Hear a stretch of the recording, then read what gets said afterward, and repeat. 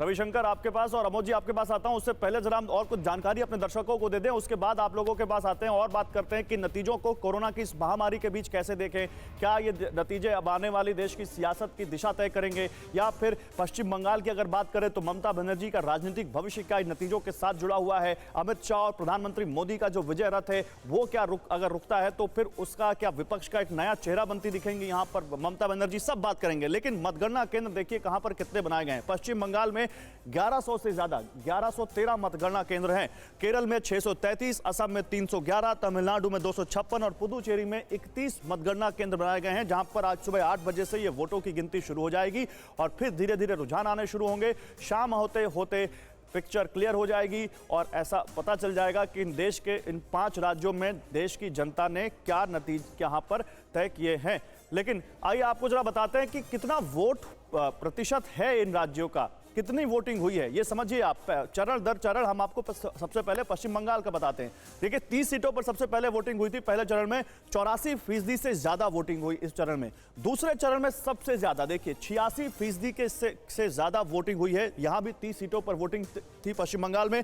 तीसरे चरण में 31 सीटें थी, यहां वोटिंग परसेंटेज दूसरे चरण से कम हुआ, 77.5% वोटिंग हुई तीसरे चरण में। चौथे चरण में और कम हुआ, 44 सीटों पर 76% मतदान हुआ है पश्चिम बंगाल में जब चौथे चरण के लिए चुनाव हुआ।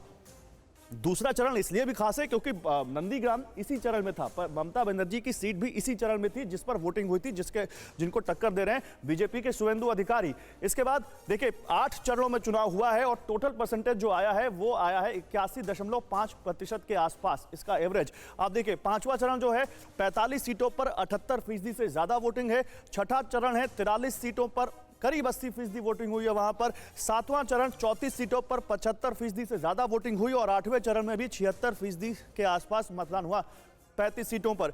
अब देखिए लेकिन जो 2016 में चुनाव हुए थे उनमें 83% वोटिंग हुई थी। अगर ओवरऑल देखें इस बार करीब 1-1.5% वोट कम हुआ है। अब इसको किसके लिए सही माने किसके लिए खराब माने ये हम अपने एक्सपर्ट से पूछेंगे, लेकिन किसके किसके बीच कांटे की टक्कर है, कौन कौन से वो बड़े चेहरे हैं जिनकी साख अब दांव पर लगी हुई है। उसमें सबसे बड़ा नाम जो मैंने अभी आपको बताया ममता बनर्जी वर्सेस शुवेंदु अधिकारी का है। नंदीग्राम जहां पर ममता बनर्जी ने अपनी पुरानी सीट छोड़कर यहां आकर शुवेंदु अधिकारी को चुनौती दी और एक बहुत बड़ा मैसेज दिया, तो यह सीट जिस पर सबकी नजरें लगी हुई हैं। दूसरा टीएमसी का अरूप विश्वास versus Babul Supriyo BJP, Tollygunge seat, इस सीट पर भी सबकी नजरें लगी हुई हैं क्योंकि केंद्रीय मंत्री अगर विधानसभा चुनाव लड़ रहे हैं तो आप समझिए कितना बड़ा इसको नाक का सवाल बना लिया बीजेपी ने। और तमाम केवल बाबुल सुप्रियो ने कई सारे सांसद, स्वप्न दास गुप्ता राज्यसभा की सीट से इस्तीफा देकर आए चुनाव लड़ने, रामेंदु सिन्हारा टीएमसी वर्सेस स्वप्न दास गुप्ता तारकेश्वर सीट से, इस पर भी सबकी नजरें लगी हुई हैं कि क्या बीजेपी का ये दांव कामयाब होगा।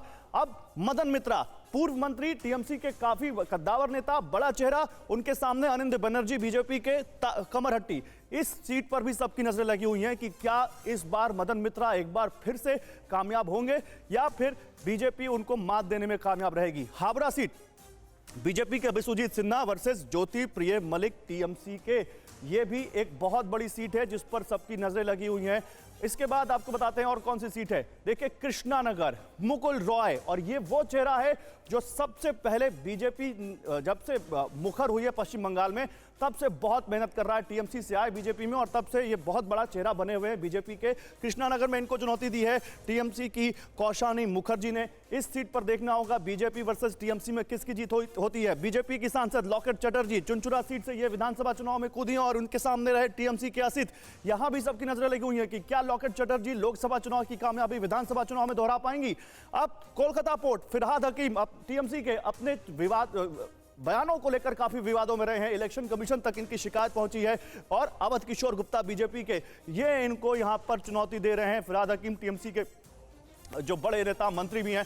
टीएमसी की सायंतिका बनर्जी वर्सेस दिलाद्री शेखर दाना बीजेपी, बांकुरा सीट, इस पर भी सबकी नजरें लगी हुई हैं। इस बार कई सारी अभिनेत्रियां हैं जो चुनाव मैदान में हैं और देखना है कि उनका भविष्य क्या होता है। आसनसोल दक्षिण पर देखिए Sayani Ghosh TMC versus Agnimitra Paul BJP, इनका भी यहां पर मुकाबला बहुत कड़ा है और यहां देखना होगा कि क्या सामने आता है नतीजा। परनो मिश्रा बीजेपी वर्सेस तापस रॉय बारानगर, इस पर भी सबकी निगाहें हैं, यहां क्या होगा। अब मेदिनीपुर चलते हैं। जून Mallya TMC versus Sumit Kumar Das BJP, इनकी भी किस्मत यहां पर आज तय हो रही है। आज 8 बजे से जब मतगणना शुरू होगी तो देखना होगा कि ये सारे जो बड़े नाम हैं क्या इस बार अपने अपने नेताओं की अपेक्षा पर, अपनी अपनी पार्टी की अपेक्षा पर खरे उतरेंगे और क्या उनको जीत लाकर देंगे।